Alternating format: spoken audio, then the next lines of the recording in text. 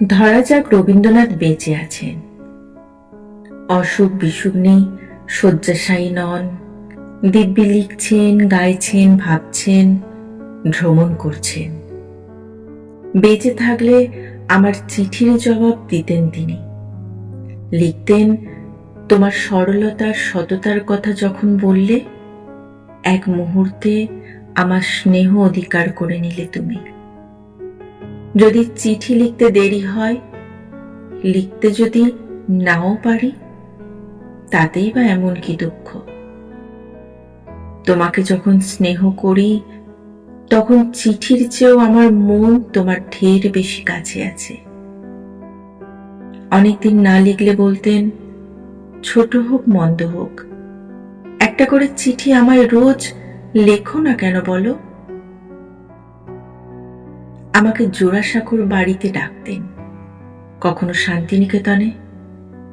সোনাঝুরি বনে হাঁটতে হাঁটতে বলতেন, বিন্দুর মতো যেন না হই, যেন বাঁচি, যেন মৃণালের মতো হই, অথবা মৃণালের চেয়েও সাহসী। আমার দুঃখগুলো প্রেম কাঁটা তুলে ফেলার মতো আমার মন থেকে একটি একটি করে তুলে ফেলতেন।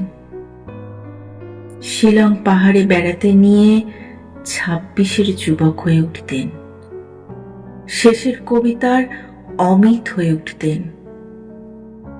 হাতে হাত ধরে হাঁটতেন সুঠামো সুদর্শন। তার স্পর্শের উষ্ণতা আমার পরব শীতল একাকিত্বকে নিমেষে ঝর্ণার উচ্ছল জল করে দিত। গোটা বাংলা থেকে আমার আজীবন নির্বাসন, আমার গৃহবন্দিত্ব, আমার পায়ে পায়ে নিষেধাজ্ঞা, আমার মাথার মূল্য পায়ের নিচে মাটি না থাকা। শুধু সমতা চেয়েছি বলে, শুধু সুস্থ সভ্য সমাজ চেয়েছি বলে, শুধু লিখেছি বলে, কবিতা বা গল্প প্রবন্ধ লিখেছি বলে। রবীন্দ্রনাথ যদি বেঁচে থাকতেন, আমি নিশ্চিত দেখে প্রাণ বড় কাঁদত তাঁর। তিনি ভৎসনা করতেন শাসকদের, সভ্যতার সংকট দেখে আতঙ্কে কুঁকড়ে থাকতেন।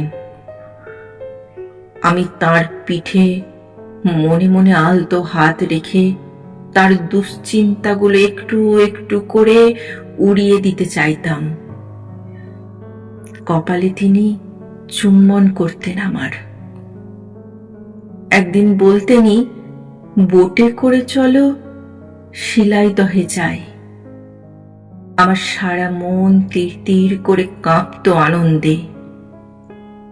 তার গভীর চোখ সেই আনন্দকে দেখতে পেত, তার আঙুল সেই আনন্দকে স্পর্শ করতে পারত। আমাকে স্বদেশের জল, মাটির স্বাদ, গন্ধ দিতে তিনি শিলাইদহে নিতেন। বোটে শুয়ে আকাশে তাকিয়ে তাকিয়ে সন্ধ্যার মেঘমালা দেখতেন। আমি আধ শোয়া হয়ে আকাশ নয়, তাকেই দেখতাম অপলক। তখন আমার অমল ধবল মনে মন্দ মধুর হাওয়া। তখন চারদিক থেকে নির্জনতা তার জলতরঙ্গ বাজিয়ে যেত। তখন তিনি গেয়ে উঠতেন, আমি কান পেতে রই। গান শেষে হেসে আরো কাছে ডেকে বলতেন, এই তারাময় আকাশের নিচে আবার কি কখনো জন্ম নেব? যদি নিই, আর কি কখনো এমন প্রশান্ত সন্ধ্যাবেলায় এই নিস্তব্ধ নদীটির ওপর এমন নিশ্চিন্ত মুগ্ধ মনে এমন নৌকার ওপর বিছানা পেতে থাকবো আবার? তার একটি হাত আমার হাতের মুঠোয় নিয়ে বলতাম, আবার কেন জন্ম নিতে হবে? আপনার এক জন্মই সহস্র জন্মের সমান। সারা রাত পূর্ণিমার জলে স্নান করে কবি গা মোছেন আমার আঁচলে। অস্ফুট কণ্ঠে ভোর রাত্রিরে বলেন, শিলাইদহে আমি কেন আসি জানো? প্রকৃতির শুশ্রূষা পাবো বলে আসি। আজ তোমার শুশ্রূষাও পেলাম। উঠি বাড়ির দিকে যেতে যেতে বলেন, তুমিও তো প্রকৃতি ভালোবাসো, যাও দেখে আসো গাছপালা, নদী, হাওর। এ তোমার সোনার বাংলা, এ তোমার দেশের মাটি। আমি নিশ্চুপ শুনি, আমার কাঁধে তার ডান হাত। কোনো ভয় নেই, আমার আশীর্বাদ তোমার সঙ্গে আছে। আমি তবু নিরুত্তর। কুঠি বাড়িতে পৌঁছে বলেন, তৈরি হয়ে নাও, সকালের গাড়িতে তোমাকে আমি উঠিয়ে দেব।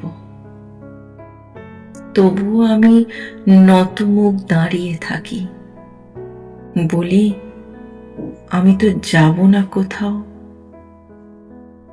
কেন ব্রহ্মপুত্রে সাঁতার কাটবে না? দেখবে না তোমার বাড়ি ঘর, তোমার উঠোন, উঠোনের ঘাসের ওপর একটি শিশির বিন্দু? তার আর দরকার হবে না। কেন হবে না? রবীন্দ্রনাথ বিস্ময়ে থমকে দাঁড়ান। আমি বলি, ভাষাটি আমার দেশ, ভাষাটি আমার সেই অপরূপ শিশির বিন্দু। আপনার গান, কবিতায় আপনার সুর আর শব্দগুচ্ছই আমার দেশ। আপনি, আপনার স্নেহই আমার নিরাপদ স্বদেশ। পদ্মার জলে আমি ব্রহ্মপুত্র দেখে নিয়েছি। ঈশ্বর বলে কোথাও কিছু নেই, ঈশ্বরে বিশ্বাস নেই আমার। তারপরও যদি নির্ভীতে কেউ থাকে কোথাও, যদি কেউ থাকে আমার হৃদয়ে ঈশ্বরের মতো কেউ, সে রবীন্দ্রনাথ।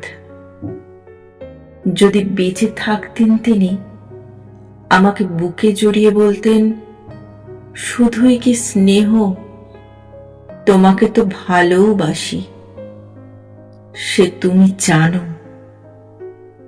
হ্যাঁ বা না বলার দরকার হতো না। তিনি জানতেন যে আমি জানি।